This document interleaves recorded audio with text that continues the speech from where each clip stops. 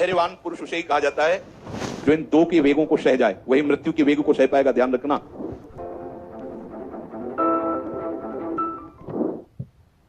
स्थूल शरीर, सूक्ष्म शरीर और कारण शरीर। स्थूल शरीर ये जो पांच भौतिक देख रहे हैं, कारण शरीर जो पांच ज्ञान इंद्रिया और अंतःकरण आदि, सूक्ष्म शरीर, और कारण शरीर त्रिगुणात्मिका प्रकृति का स्वभाव। इन तीनों को स्वीकृति करने के कारण हमारा ये जन्म मरण ये दुर्दशा है। धीरस्तत्र न मुह्यति, धीर वही है जिसको ये बोध हो गया है कि मैं ये शरीर नहीं। तो पांचों भूले देश किसी भी मार्ग में इस राग को मिटाना होगा, और प्रभु बड़ी कृपा करते हैं जब हमें शरीर राग से मिटाने का अवसर देते हैं। कोई हमें गाली दे, कोई अपमान करे, तो हमें विचार करना है कि ये मेरे लिए नहीं, इस शरीर के लिए। और शरीर निंदनीय है।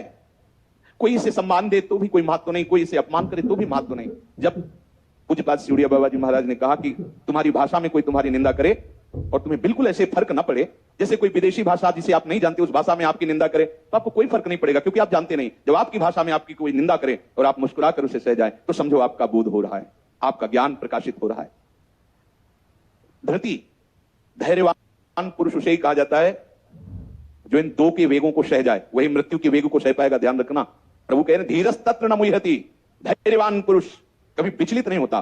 तो इन दो को जो धैर्य से धारण कर लिया है, वही मृत्यु के अवसर पर भी मोहित नहीं होगा, मुस्कुराकर प्राण छोड़ेगा। पहला रसेंद्री, दूसरा जनेंद्री। जो इन दो के वेग को सह गया वो निश्चित मृत्यु के वेग के सहने की योग्यता प्राप्त कर लेगा। रसेंद्री को जिसने वश में कर लिया वो जनेंद्री को वश में कर लेता है।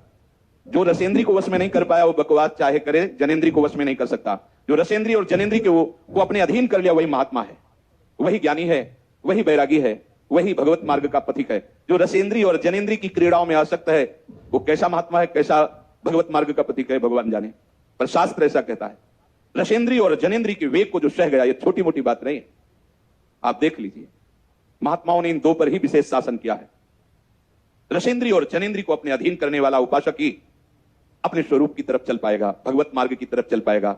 रसेंद्री और जनेंद्री को खुला छूट दे दी गई, जो जैसा चाहे वर्ताव करे, तो धीरज कहां आएगा, वो धैर्य कहां आएगा?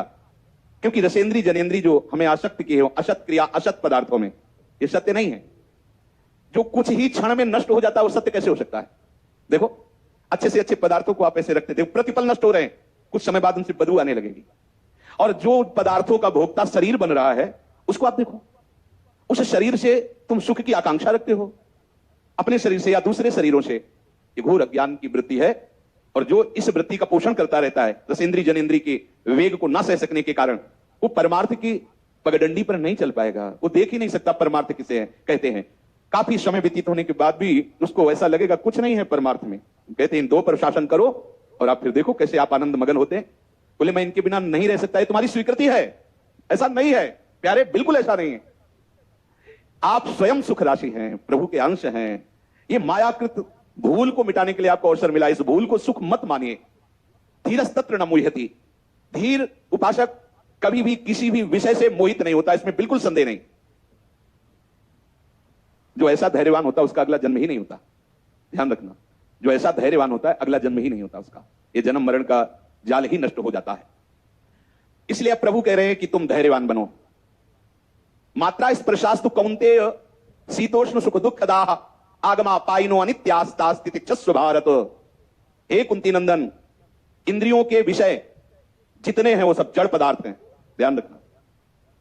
और जड़ पदार्थ में किसी में हम अनुकूलता का आरोप करते हैं और किसी में प्रतिकूलता का आरोप करते हैं, है नहीं उसमें कुछ। कोई हमें अनुकूल लगता है, कोई प्रतिकूल लगता है। उसी को शीतोष्ण कहा है। शीत अनुकूलता, उष्ण प्रतिकूलता। प्रतिकूलता में ताप होता है और अनुकूलता में हर्ष जनित शीतलता लगती है। उस अनुकूलता प्रतिकूलता शीत उष्ण में जो सुख दुख मिलता है ये आने जाने वाला है, ये अनित्य है, टिकाऊ नहीं है। इसलिए तुम उसके हटाने का उपाय न करके सहन करो। तास्तितिक्षस्व भारत। खास बात देखनी है यहां, यदि कोई तुम्हारा अपमान करता है तो तुमको आनंदित होना होगा कि मेरा शरीर राग कितना गया है, यह अनुभव कराने के लिए प्रभु ने व्यवस्था की है। अगर आपने उस अपमानित करने वाले को दंड विधान शुरू कर दिया और चार लोग मिलकर उसे दंड, ये अज्ञानियों की बात हुई, ये बात नहीं बनेगी। नहीं, अवसर मिला है शरीर राग हटाने का और आपको देखने का कितना प्रभाव पड़ता है इस निंदा का, इस अपमान का। संतजन तो बड़े आनंदित होते, जैसे कोई एकांत में दंड बैठक मारकर व्यायाम वर्जिश करके तैयार होता है और फिर कभी अखाड़े पर उसे बल दिखाने का अवसर आता है तो हर्षित होता है।